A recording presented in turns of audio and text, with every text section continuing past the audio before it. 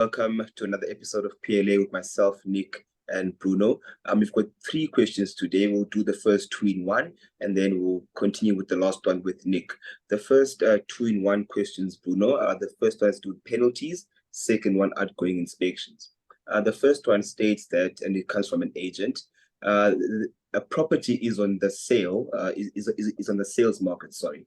The potential buyer decides he wants to rent the property for 6 months, right? And if he buys the property within 3 months, is the buyer or tenant still liable for early cancellation, paying the owner / seller for commission paid? So I think the concern there, of course, is with the 3 months commission for the agent.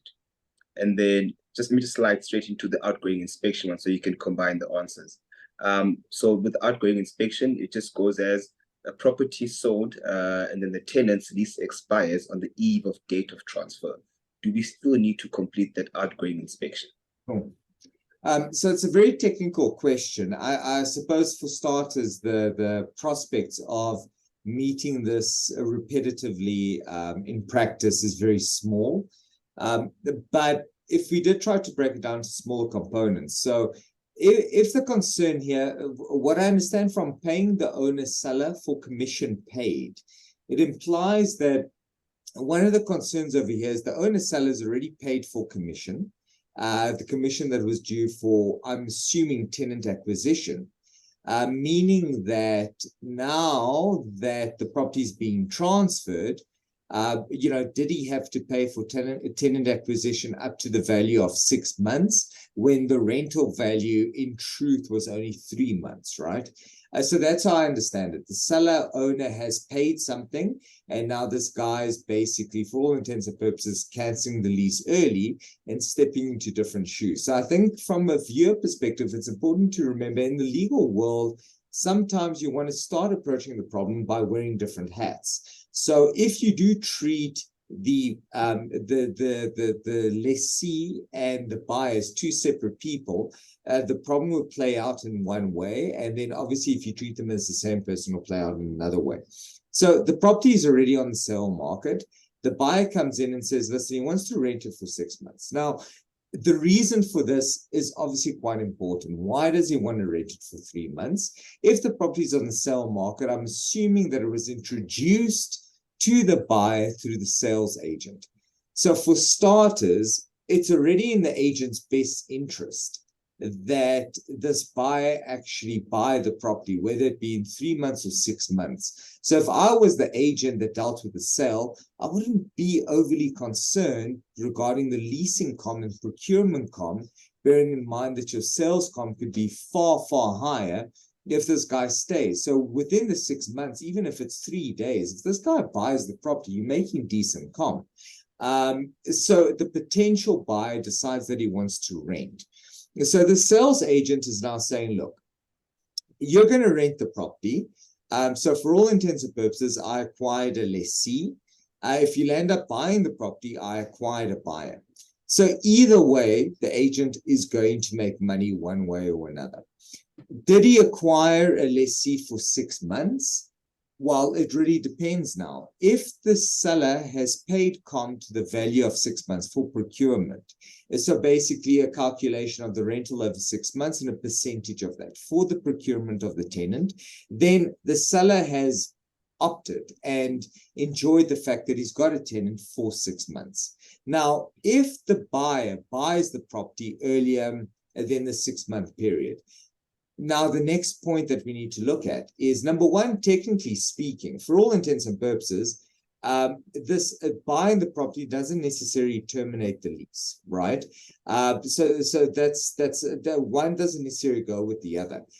One needs to remember also that there's a transfer period within which you need to transfer the property. So this buyer would still be on the property for an extended period of time, probably around the 6 months mark anyway. So again, it goes to the technical nature of the question. If the owner has paid comm to the value of 6 months, and he feels that this has nothing to do with the sales comm that's going to be paid later, and this person buys the property and happens to take transfer by the conclusion of 3 months, then yes, in theory, the owner could very well go to the buyer and say, look, I paid to have you here for 6 months, for them to find you and to put you here for 6 months. You've only stayed for 3, so I overpaid on the comm. I feel that you owe me money because I was anticipating receiving rent for a full 6 months and you didn't give that to me. So I shouldn't be paying a fee in order to procure that rent. So in theory, yes, you could. But I think there's a lot of elements to this that would probably make it maybe a ludicrous suggestion. Insofar as outgoing inspections is concerned, with respect to this, if this buyer buys the property, is the landlord responsible for doing an outgoing inspection? So yes, in theory, because of the Rental Housing Act, because the lease is terminated, there has to be an outgoing inspection because it's the end of the lease. And again, this buyer is going in wearing a different hat, right? It's overly technical. It's an overly technical question because after this, when the property is sold, the owner of the property isn't going to charge this lessee damages to return the property to the condition that it was in. In reality, practically speaking, the condition that the property is in is how the tenant's buying it. If the tenant has an issue with how he took care of the property and how the property should be, in what condition the property should be now that he's bought it, that should have probably already been dealt with in the sales agreement. So this exit inspection is going to play a very, very, very minor role. So again, I wouldn't overly stress it. Do an inspection anyway, because at the end of the day, you'd want to inspect the property on both sides. But I think it is, again, it is very technical on whether it's actually going to serve any purpose. Absolutely. So thank you very much for that, for the answer, Bruno. And then we're going to